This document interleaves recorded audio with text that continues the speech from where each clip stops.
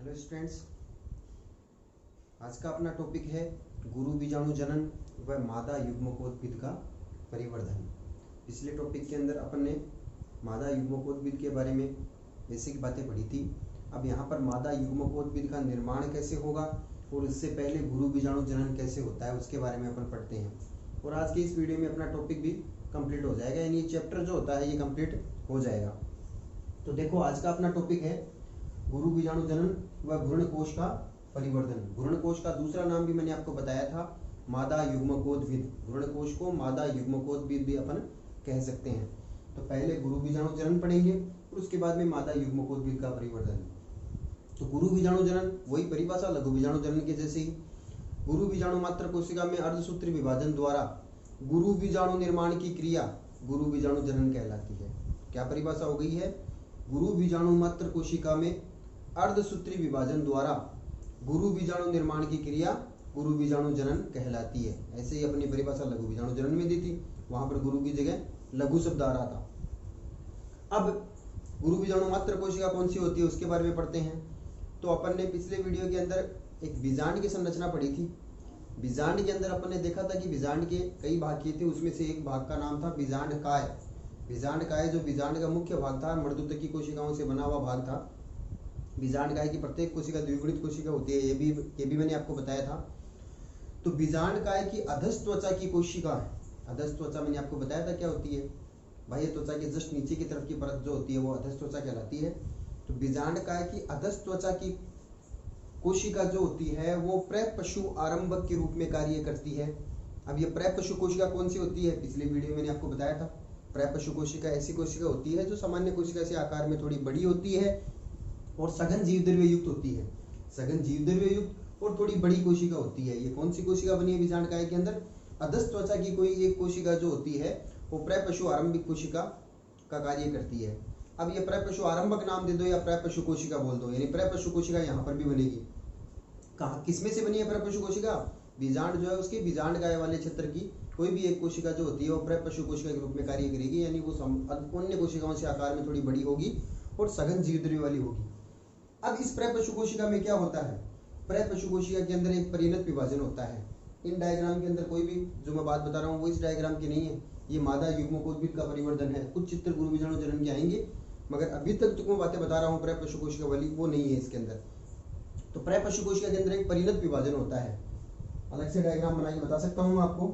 ये प्रपशु कोशिका है, इसमें एक परिणत विभाजन होता है। परिणत विभाजन हुआ तो इसमें दो कोशिकाएं बन गई है। एक कोशिका जो बाहर की तरफ है वो कोशिका तो कहलाती है प्राथमिक वित्तीय कोशिका, और दूसरी जो कोशिका होती है नीचे वाली ये कोशिका कहलाती है प्राथमिक बीजाणुजन कोशिका। वैसा का वैसा ही काम है लघु बीजाणु जनन में अपन ने किया था। तो प्राथमिक वित्तीय कोशिका और प्राथमिक बीजाणुजन कोशिका बन गई है। अब प्राथमिक बीजाणुजन कोशिका जो होती है उसका आगे क्या फ्यूचर होता है, क्या भविष्य होता है? देखो, लघु बीजाणु जनन के अंदर प्राथमिक बीजाणुजन कोशिका वहां पर भी बन रही थी। वहां पर प्राथमिक बीजाणुजन कोशिका जो होती है वो समसूत्री विभाजन करके बहुत सारी कोशिकाएं बना रही थी अपने समान ही। उन कोशिकाओं को अपने बीजाणुजन कोशिका या लघु बीजाणु मात्र कोशिका कहा था। यानी लघु बीजाणु मात्र कोशिकाएं कैसे बनी थी? प्राथमिक बीजाणुजन कोशिका में समसूत्री विभाजन होने के बाद में जो बहुत सारी कोशिकाएं बनी है उन सब कोशिकाओं को लघु बीजाणु मात्र कोशिका कहा था। यानी प्राथमिक बीजाणुजन कोशिका में विभाजन हुआ था। लेकिन यहाँ पर थोड़ा चेंजिंग है। गुरु बीजाणु जनन के अंदर जो प्रपशु कोशिका में परिणत विभाजन से जो प्राथमिक बीजाणुजन कोशिका बनती है उसमें कोई विभाजन नहीं होता है, कोई विभाजन नहीं होगा, ध्यान रखना यहाँ पर। इसका कारण भी क्या है? क्योंकि यहाँ पर कोई विभाजन नहीं होगा, इसका मतलब एक ही गुरु बीजाणु मात्र कोशिका बनेगी। विभाजन होगा तब तो बहुत सारी बनती है, मगर विभाजन नहीं होगा तो एक ही गुरु बीजाणु मात्र कोशिका बनेगी। और एक गुरु बीजाणु मात्र कोशिका से 4 लघु गुरु बीजाणु बनेंगे। 4 में से 3 नष्ट हो जाएंगे, एक ही गुरु बीजाणु सक्रिय शेष रहेगा। क्योंकि गुरु बीजाणु मादा युग्मक है और मादा युग्मक एक होता है। मनुष्य के अंदर भी अपन अंडाणु जो होता है एक होता है, मगर शुक्राणु बहुत सारे होते हैं, नर युग्मक। वैसे ही पादपों के अंदर भी नर युग्मक जो है वो लघु बीजाणु है, परागकण है। परागकण बहुत सारे बनते हैं, मगर गुरु बीजाणु केवल एक बनता है। और एक गुरु बीजाणु के लिए एक गुरु बीजाणु मात्र कोशिका चाहिए। इसलिए इस प्राथमिक बीजाणुजन कोशिका में कोई भी विभाजन नहीं होगा। और यही प्राथमिक बीजाणुजन कोशिका जो होती है ये आगे चल करके गुरु बीजाणु मात्र कोशिका के रूप में कार्य करती है। ये ध्यान में रखना है आपको। लघु बीजाणु मात्र कोशिकाएं तो बहुत सारी बनी थी, क्योंकि प्राथमिक बीजाणु जन कोशिका में समसूत्री विभाजन हुआ और बहुत सारी कोशिकाएं बनी थी। उन सब कोशिकाओं को लघु बीजाणु मात्र कोशिकाएं कह दिया था। और सभी में फिर अठसूत्री विभाजन हुआ तो 4-4 लघु बीजाणु एक एक से बन गए थे। जितनी थी वो उनको अपने 4 से गुणा कर दिया तो उतने ही लघु बीजाणु बन गए थे। मगर यहाँ पर एक ही प्राथमिक बीजाणु जन कोशिका है, उसमें कोई विभाजन नहीं होगा और यही आगे चल करके गुरु बीजाणु मात्र कोशिका की तरह कार्य करेगी। अब ऊपर वाली प्राथमिक द्वितीय कोशिका, इसमें विभाजन हो भी सकता है, नहीं भी हो सकता। अगर इसमें विभाजन होता है तो बारंबार लगातार इसमें विभाजन होते रहते हैं, जिससे ये चारों तरफ भित्ति निर्माण का कार्य करेगी। जो गुरु बीजाणु बनेंगे ना, उन गुरु बीजाणु के चारों तरफ भित्ति निर्माण का कार्य कर देंगे। इसका कोई ज्यादा रोल नहीं है। तो ये बात समझ में आई आपको? प्राथमिक बीजाणु जन कोशिका, उसमें कोई विभाजन नहीं होता है, ये आगे चल करके गुरु बीजाणु मात्र कोशिका के रूप में कार्य करती है। और इस गुरु बीजाणु मात्र कोशिका में अब क्या होगा? अर्धसूत्री विभाजन होगा। गुरु बीजाणु मात्र कोशिका एक द्विगुणित कोशिका है और इस कोशिका में अर्धसूत्री विभाजन होगा तो क्या बनेंगे? 4 अगुणित गुरु बीजाणु बनेंगे। द्विगुणित में अर्धसूत्री विभाजन के फलस्वरूप अगुणित कोशिकाएं बनती है और 4 बनती है, तो 4 अगुणित गुरु बीजाणु का निर्माण हो जाएगा। अब थोड़ा सा इन चित्रों के अंदर आ जाओ। इस चित्र के अंदर मैंने ABCDEFJ तक चित्र बनाए। उसमें सबसे पहला चित्र देखो। सबसे पहला चित्र के अंदर ये बीच में जो आपको सेंटर के अंदर कोशिका नजर आ रही है, ये कोशिका जो है ये प्रपशु कोशिका है। समझ में आ रही बात? ये प्रपशु कोशिका है। ये प्रपशु कोशिका थोड़ा आकार के अंदर वृद्धि करती है। आकार में वृद्धि करने के बाद में इसमें परिणत विभाजन हो गया है। परिणत विभाजन होने के बाद में प्राथमिक द्वितीय कोशिका बन गई है। प्राथमिक द्वितीय कोशिका के अंदर भी लगातार विभाजन हो गए हैं। और उसके बाद में जो प्राथमिक बीजाणुजन कोशिका जो बनी है, वो प्राथमिक बीजाणुजन कोशिका गुरु बीजाणु मात्र कोशिका के रूप में कार्य कर रही है। इसके लिए सीधा चित्र एक अलग बनाया है मैंने, ठीक है? किताब में ऐसा ही। इसके बाद में ये चित्र। अब इस चित्र के अंदर एक कोशिका ये है। ये कोशिका कौन सी है? गुरु बीजाणु मात्र कोशिका है। यानी इस कोशिका के अंदर परिणत विभाजन हुआ ऐसे, और 2 कोशिकाएं बनी। उनमें ये गुरु बीजाणु मात्र कोशिका, ये द्वितीय कोशिका। द्वितीय कोशिका जो थी उसके अंदर विभाजन हुआ तो चारों तरफ ही भित्ति दिख रही है ना आपको? ये चारों तरफ भित्ति का निर्माण तो प्राथमिक द्वितीय कोशिका ने कर दिया। और प्राथमिक बीजाणुजन कोशिका किसके रूप में कार्य कर रही है? गुरु बीजाणु मात्र कोशिका के रूप में कार्य कर रही है। यानी ये एक गुरु बीजाणु मात्र कोशिका है। समझ में आ गई बात? जो कौन किस प्रकार की है? द्विगुणित कोशिका है। अब इस गुरु बीजाणु मात्र कोशिका में क्या होगा? चारों तरफ भित्ति निर्माण की क्रिया तो लगातार चलती रहेगी। इस गुरु बीजाणु मात्र कोशिका में क्या होगा? अर्धसूत्री विभाजन होगा। अर्धसूत्री विभाजन होगा तो 4 रैखिक क्रम के अंदर 4 गुरु बीजाणु बनेंगे। यहाँ पर ध्यान रखना, लघु बीजाणु चतुष्क में अपने कई प्रकार के चतुष्क बनाए थे। चतुष्क के प्रकार किए थे, किस प्रकार के पादपों में किस किस प्रकार के क्रोशित होते हैं, रैखिक भी होते हैं, टी आकार के भी होते हैं, समद्विपार्श्विक प्रकार के भी होते हैं। ये बहुत सारे प्रकार के किए थे। मगर यहाँ पर गुरु बीजाणु जो बनेंगे उनका विन्यास सिर्फ एक ही प्रकार का होता है, वो रैखिक क्रम के अंदर। रैखिक का मतलब आप समझ रहे हो कि चारों गुरु बीजाणु ऐसे एक सीधी रेखा में रैखिक क्रम के अंदर बनेंगे। तो यहाँ पर इस गुरु बीजाणु मात्र कोशिका में अर्धसूत्री विभाजन हुआ तो रैखिक क्रम के अंदर 4 गुरु बीजाणु बने हैं जो अगुणित होते हैं। तब इसके बाद में इसमें अर्धसूत्री विभाजन हो गया गुरु बीजाणु मात्र कोशिका में। तो अगले चित्र के अंदर अपन ने क्या किया है? 4 गुरु बीजाणु रैखिक क्रम में बना दिए हैं।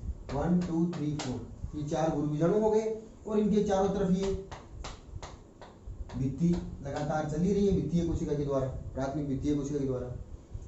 अब जो रैखिक क्रम के अंदर 4 गुरु बीजाणु बने हैं ना, उनमें से अपन को एक ही गुरु बीजाणु चाहिए। और इसके लिए होता क्या है कि गुरु बीजाणु एक ही चाहिए, क्योंकि एक ही गुरु बीजाणु आगे चल करके मादा युग्मकोद्भिद का निर्माण करेगा। तो इसमें से 4 में से 3 गुरु बीजाणु जो होते हैं वो तो अपहासित यानी नष्ट हो जाते हैं, और एक गुरु बीजाणु जो बचता है वो कार्यशील सक्रिय गुरु बीजाणु कहलाता है। यानी 3 नष्ट हो गए और एक जो होता है वो सक्रिय यानी कार्यशील रहता है। अब गुरु बीजाणु रैखिक क्रम के अंदर बने हैं, किसमें? बीजांड के अंदर। तो बीजांड के अंदर रैखिक क्रम में बने हैं तो बीजांड की संरचना पिछले चित्र के अंदर मैंने आपको बताई थी। इस प्रकार से अपन ने बीजांड बनाया था। तो बीजांड के अंदर यहाँ पर ये 4 रैखिक क्रम के अंदर गुरु बीजाणु बन गए। अब इनमें से 3 नष्ट होंगे, या तो नीचे वाले 3 नष्ट होंगे या ऊपर वाले 3 नष्ट होंगे। तो किस साइड वाला गुरु बीजाणु शेष बचेगा? यानी कार्यशील कौन सा होगा? ये भी एक अच्छा क्वेश्चन है कि निभागी सिरे वाला, ये तो निभाग है, ये बीजांड द्वार है, निभागी सिरे वाला गुरु बीजाणु शेष बचेगा या बीजांड द्वार ये सिरे वाला गुरु बीजाणु शेष बचेगा। अगर ऊपर वाले तीनों नष्ट होते हैं तो बीजांड द्वार ये सिरे वाला गुरु बीजाणु कार्यशील रहेगा। तो नीचे वाले 3 जो नष्ट होते हैं तो निभागी सिरे वाला गुरु बीजाणु सक्रिय रहेगा यानी कार्यशील रहेगा। तो यहाँ पर आपको ध्यान में ये रखना है कि निभागी सिरे वाला गुरु बीजाणु जो होता है वो कार्यशील रहता है।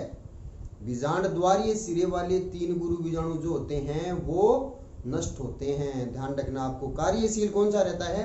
निभागी सिरे वाला गुरु बीजाणु जो होता है वो गुरु बीजाणु सक्रिय रहता है, निभागी सिरे वाला। अब देखो क्या हुआ, अगले चित्र के अंदर ये 4 जो रेखिक क्रम के अंदर गुरु बीजाणु बने उनमें से 3 नष्ट किए हैं और 1 कार्यशील शेष रहा है। अब आपको थोड़ा सा कंफ्यूजन हुआ यहाँ पर फिर कि ये क्या, ये तो बीजांड द्वारी सिरे वाला शेष रहा है, नीचे की तरफ बीजांड द्वार है ना, तो नीचे की तरफ वाला कार्यशील गुरु बीजाणु शेष रहा है, ऊपर की तरफ वाले 3, ये 3 लाइनें बनाई है, 3 नष्ट हो रहे हैं, 3 अपाशित होते हुए गुरु बीजाणु, ये नष्ट होते हुए गुरु बीजाणु दिखाई अपन ने। तो इस चित्र से ये समझ में आ रहा है आपके कि बीजांड द्वारी सिरे वाला गुरु बीजाणु शेष रहा है, वही चीज प्रतीक बीजांड वाली संरचना से उल्टा कर दो, ये उल्टा है वैसे तो अपोजिट हो जाएगा, तो ये ऊपर चला जाएगा, तो ऊपर चला गया, तो इसका मतलब ये निभागी सिरे वाला है, क्योंकि अपन ने बीजांड को भी उल्टा करके बनाया था। पूरी संरचना मैंने आपको बताई थी, वैसे प्रतीक इसलिए बोला है उल्टा होता है। तो निभागी सिरे वाला गुरु बीजाणु सक्रिय कार्यशील रहता है, इसका मतलब ये ऊपर है, ये 3 नीचे वाले नष्ट हो गए। बात समझ में आ गई? निभागी सिरे वाला गुरु बीजाणु यहाँ पर सक्रिय रह गया, इसको कार्यशील गुरु बीजाणु कहेंगे।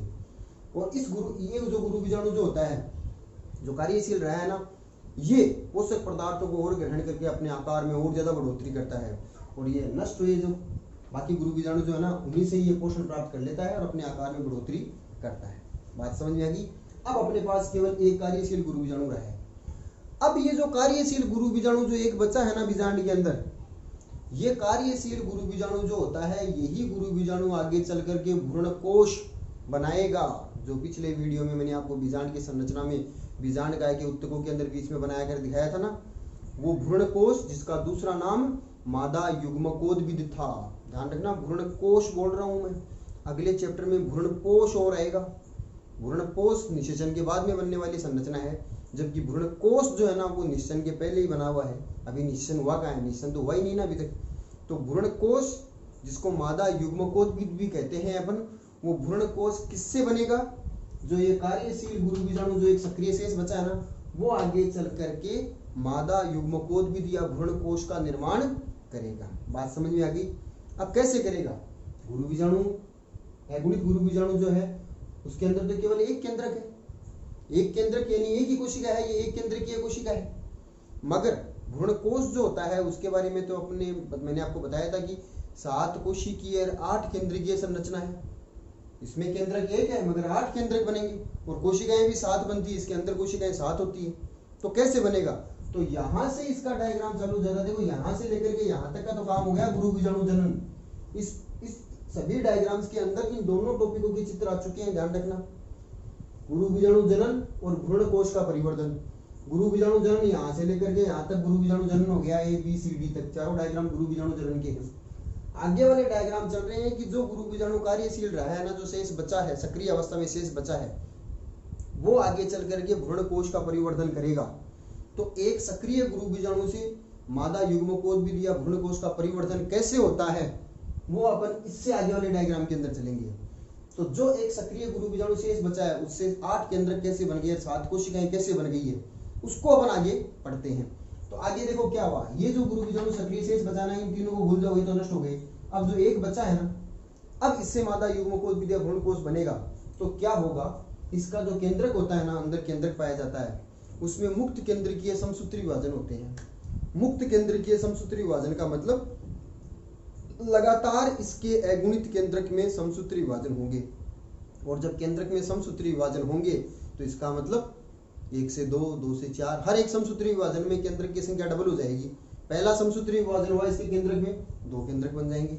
दूसरा समसूत्री विभाजन हुआ तो दोनों केंद्र हुआ तो 4 केंद्रक बन जाएंगे। फिर चारों केंद्रक के अंदर फिर समसूत्री विभाजन हुआ तो 8 केंद्रक बन जाएंगे। अपन को 8 ही तो अगुणित केंद्रक बनाने हैं ना, इसमें भ्रूण कोश के अंदर। तो इसके केंद्रक के अंदर जो ये गुरु बीजाणु सक्रिय शेष बचा है ना, उसके केंद्रक के अंदर क्या होंगे, समसूत्री विभाजन की क्रिया होती है। मुक्त केंद्रकीय यानी एक केंद्रक से दूसरा केंद्रक आपस में जुड़ा हुआ नहीं रहेगा। जो बनेंगे ना नए केंद्रक, वो अलग अलग रहेंगे सभी। समझ में आई बात? तो पहला समसूत्री विभाजन हुआ, इसके केंद्रक के अंदर पहला समसूत्री विभाजन हुआ। पहला समसूत्री विभाजन हुआ, गुरु बीजाणु आकार में भी थोड़ा बड़ा हुआ, तो 2 केंद्रक बन गए। ये एक केंद्रक था, अब 2 केंद्रक बना दिए मैंने। और दोनों केंद्र की स्थिति बिल्कुल बीच में नहीं है, ध्रुवों पर चले गए हैं, दोनों केंद्र ऊपरी और निचले ध्रुवों पर चले गए हैं। तो ये ऊपरी ध्रुव वाला केंद्र, ये निचले ध्रुव वाला केंद्र। पहला समसूत्री विभाजन समझ में आ गया। अब उसके बाद में क्या होगा, इन दोनों ध्रुवीय केंद्रकों के अंदर दूसरा समसूत्री विभाजन होगा। 8 केंद्रक बनाने के लिए 3 बार समसूत्री विभाजन होंगे, मुक्त केंद्रिकीय समसूत्री विभाजन। अब इसके अंदर क्या होगा, दूसरा समसूत्री विभाजन होगा। दूसरा समसूत्री विभाजन होगा तो 1 से 2 बन जाएंगे, 1 से 2 बन गए थे और 2 से 4, तो ऊपर वाले में हुआ तो उससे 2 बन गए, नीचे वाले में हुआ तो इससे भी 2 बन गए। तो 4 केंद्र की अवस्था आ गई है, 2 ऊपर 2 नीचे, दोनों ध्रुवों के ऊपर 2 केंद्रक बन गए हैं। दूसरा विभाजन हुआ तो 4 केंद्रक बन गए। अब तीसरा समसूत्री विभाजन हुआ, तीसरा समसूत्री विभाजन हुआ तो 4 से 8 बन जाएंगे। 8 केंद्रकों की स्थिति ध्रुवों पर रहेगी। पहले तो 4 केंद्रक ऊपर है, 4 केंद्रक नीचे है, यानी ऊपरी ध्रुवों पर, निचले ध्रुवों पर 4 केंद्रक है, बीच में कोई सा भी नहीं है। 8 केंद्रक चाहिए, अब विभाजन नहीं होंगी, अब कोई विभाजन नहीं होगा। 8 केंद्रक चाहिए, 8 केंद्रक बन गए हैं। अब क्या होगा, एक पूर्ण विकसित परिपक्व मादा युग्मकोद्भिद के अंदर तो 2 केंद्रक बीच में भी थे ना, इसको द्वितीय केंद्रक कहा था। बीच में थे, ऊपर नीचे 3 थे। तो क्या करना है, इनको व्यवस्थित कर दो। कैसे व्यवस्थित कर देंगे कि ऊपर वाले ध्रुव से एक ध्रुवीय केंद्रक, नीचे वाले ध्रुव से एक ध्रुवीय केंद्रक बीच के अंदर आ जाएंगे। क्या हुआ, रीअरेंजमेंट हुआ। ऊपर से एक केंद्रक बीच में आ गया और नीचे से एक केंद्रक बीच में आ गया। अब दोनों केंद्रक आए कहां से हैं, ध्रुवों से तो आए, ऊपर और नीचे ध्रुवों से, इसलिए इनको ध्रुवीय केंद्रक कहेंगे। ये 2 बीच में आ गए ध्रुवीय केंद्रक। 4 में से एक यहाँ पर आ गया, 4 में से एक यहाँ पर आ गया। तो ध्रुवों के ऊपर कितने थे बचे, अब 3 बच गए। तो 3 ऊपर रह गए, 3 नीचे रह गए। 2 केंद्रक जो होते हैं वो सेंटर पोजीशन में, बिल्कुल केंद्रीय स्थिति के अंदर आ गए हैं। इनको अपन ध्रुवीय केंद्रक इसलिए कहते हैं कि ये आए कहां से, ध्रुवों से आए हैं। तो ध्रुवीय केंद्रक बीच में आ गए हैं। ये बात समझ में आई। अभी तक सिर्फ केंद्रक हैं। अब इन केंद्रकों के चारों तरफ भित्ति निर्माण की क्रिया हो जाएगी। जैसे ही केंद्रक के चारों तरफ भित्ति बन जाएगी तो अब इनका नाम कोशिका हो जाएगा। केंद्रक के चारों तरफ थोड़ा कोशिका द्रव्य इकट्ठा कर दो और फिर उसके बाद में भित्ति का निर्माण कर दो, तो वो बन जाएगी कोशिका। अब भित्ति निर्माण की क्रिया प्रारंभ होगी। भित्ति निर्माण की क्रिया में क्या होगा, सभी केंद्रकों के चारों तरफ भित्ति बननी स्टार्ट हो जाएगी। ये केंद्रक था, इसके चारों तरफ भित्ति बन गई। ये केंद्रक था, इसके चारों तरफ भित्ति बन गई। ये केंद्रक था, इसके चारों तरफ भित्ति बन गई है। तो 3 कोशिकाएं ऊपर बन गई है। ऐसे ही नीचे 3 केंद्रक थे, उन तीनों में भित्ति निर्माण की क्रिया हो गई है, तो 3 कोशिकाएं नीचे बन गई है। और जो बीच में 2 केंद्रक थे, उनके चारों तरफ भित्ति का निर्माण हो गया है। तो अब ये कोशिका बन गई है, इसको द्वितीय केंद्रक वाली कोशिका बोल देते हैं। यानी द्वितीय केंद्रक, यानी 2 अगुणित केंद्रक है, मगर ये दोनों अलग अलग नहीं रहेंगे। निषेचन से पहले ये दोनों केंद्रक आपस में मिल जाएंगे, आपस के अंदर संलयित हो जाएंगे। तभी इसका नाम द्वितीय केंद्रक बोला है, क्योंकि 2 अगुणित केंद्रकों का संलयन हुआ है। अपन ने यहाँ पर अलग अलग दिखाए हैं, शुरुआत में अलग अलग है, मगर जब निषेचन का समय आएगा ना, उस समय से पहले ये दोनों आपस के अंदर संलयित हो जाएंगे, यानी आपस में मिल जाएंगे। समझ में आई बात। तो ये वाली केंद्रीय कोशिका जिसमें 2 अगुणित केंद्रक है, ये 3 नीचे कोशिकाएं हैं जिनको मैंने अंड समुच्चय कहा था, और 3 ऊपर कोशिकाएं हैं जो प्रतिमुखी कोशिकाएं हैं। ये बात समझ में आ गई। अपनी बुक के अंदर यहाँ तक का चित्र दिया हुआ है। ये बन गया क्या, भ्रूणकोश या मादा युग्मकोद्भिद। अब एक परिपक्व भ्रूणकोश या मादा युग्मकोद्भिद का चित्र अपन कैसे बना सकते हैं, जिसमें हर एक चीज का अपन नामांकन करें। जो बीजांड की संरचना में मैंने आपको बीजांड काय के उत्तकों में 10वां बीज जो बनाया था ना, सभी का नामांकन किया था, वैसा बड़ा करके अलग से, यानी इसी के चित्र को पूरा अच्छे ढंग से अपन ने दोबारा से इसको बना दिया है। यानी परिपक्व मादा युग्मकोद्भिद की संरचना इस प्रकार से होगी। यही चित्र है, सिर्फ थोड़ा सा अलग किया है। देखो, भित्ति निर्माण चारों तरफ भ्रूणकोश की भी भित्ति होती है, तो ये भित्ति दिखाने के लिए 2 लाइनों से दर्शा दिया है। ऊपर ये 3 कोशिकाएं, तीनों कोशिकाएं है ही, नीचे ये 3 कोशिकाएं, तीनों कोशिकाएं है ही, और बीच में ये द्वितीय केंद्रक जो होता है, ये द्वितीय केंद्रक बना दिया। 2 केंद्रक थे, उनको आपस के अंदर ऐसे संलयित होते हुए दिखा दिया, यानी आपस के अंदर मिलते हुए दिखा दिया अपने, क्योंकि निषेचन से पहले ये दोनों केंद्रक जो होते हैं आपस के अंदर संलयित हो जाते हैं। तो एक परिपक्व मादा युग्मकोद्भिद जो होता है वो 7 कोशिकीय है, 1 2 3 4 5 6 और एक बीच वाली 7 कोशिकीय, और 8 अगुणित केंद्रकीय, 3 केंद्रक ऊपर, 3 केंद्रक नीचे और 2 केंद्रक बीच में। तो 8 केंद्रकीय संरचना है, जिसके अंदर ऊपर वाली 3 कोशिकाएं जो है उनको प्रतिमुखी कोशिकाएं कहते हैं। नीचे वाली 3 जो है उनमें से बीच वाली जो 1 है उसको तो अंड कोशिका, और पार्श्व में 2 कोशिकाएं जो है उनको सहायक कोशिका कहते हैं। इन तीनों को मिला करके अपन अंड समुच्चय कहते हैं। और सेंटर के अंदर, केंद्रीय पोजीशन के अंदर जो एक कोशिका है उसको द्वितीय केंद्रक या केंद्रीय कोशिका कहा जाता है, क्योंकि इसमें 2 केंद्रक हैं। इस प्रकार से परिपक्व भ्रूणकोश या मादा युग्मकोद्भिद का निर्माण होता है किससे?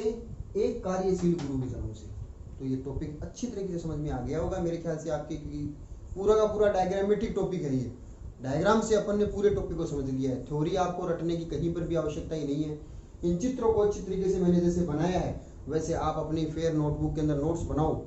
नोट्स आप बुक वाला चित्र आपको मैं बना करके बुक वाला चित्र जैसे आपके पास भेजूँ तो आप उसमें सही नहीं दिख रहा है, आपको उसके अंदर बनाने में कठिनाई हो रही है, तो ये वाला चित्र जो है आप वीडियो जब देखो तो ये इस वाले चित्र को देख करके पॉज कर लेना अपने वीडियो को, इसको देख देख कर भी आप बना सकते हो। समझ में आ रही बात? ये चित्र उससे किताब वाले चित्र से थोड़ा इजी करके मैंने बना दिया है। चाहे किताब से बना लेना, यही चित्र है, सेम ऐसा ही चित्र है, क्लियर दिखाई नहीं दे तो आप ये वाला चित्र बना सकते हो पूरा, जिसमें ये वाला जो है ये मादा युग्मकोद्भिद या परिपक्व भ्रूणकोश जो है उसको एक अलग से मैंने दर्शाया है। चित्र यहाँ तक है अपनी किताब में, ये अलग से मैंने दिखाया है कि परिपक्व, ऐसा क्वेश्चन आ जाए कि परिपक्व मादा युग्मकोद्भिद या भ्रूणकोश का सचित्र वर्णन कीजिए, तो वर्णन तो आप इन सभी भागों का कर ही सकते हो और ये चित्र बना दिया अलग से ही। समझ में आ गई बात? अगर आपसे पूछ ले मादा युग्मकोद्भिद या भ्रूणकोश का परिवर्धन को समझाइए, तो परिवर्धन आप यहाँ से लेकर के समझो, एक सक्रिय गुरु बीजाणु से लेकर के यहाँ तक के बनने की क्रिया परिवर्तन हो गया। आपसे केवल गुरु बीजाणु जनन पूछे तो केवल गुरु बीजाणु जनन, यहाँ तक गुरु बीजाणु जनन हो गया, यहाँ तक ही हो गया ये पूरा गुरु बीजाणु जनन। बात समझ आई? तो ये पूरा टॉपिक का नाम अपना गुरु बीजाणु जनन व भ्रूणकोश का परिवर्तन में ये 7-8 चित्रों के द्वारा आप पूरे इस टॉपिक को अच्छी तरीके से समझ सकते हो। तो इस प्रकार से अपना ये चैप्टर जो होता है वो कंप्लीट होता है। अगले वीडियो के अंदर अपन नया चैप्टर यानी तीसरा चैप्टर स्टार्ट करेंगे। किसी भी प्रकार की दिक्कत हो इस चैप्टर में रिलेटेड तो आप प्रीवियस वीडियो दोबारा से देखिए, फिर भी कुछ समझ में नहीं आ रहा है तो आप डाउट के थ्रू पूछ सकते हैं। अगले वीडियो में फिर मिलते हैं। Thank you.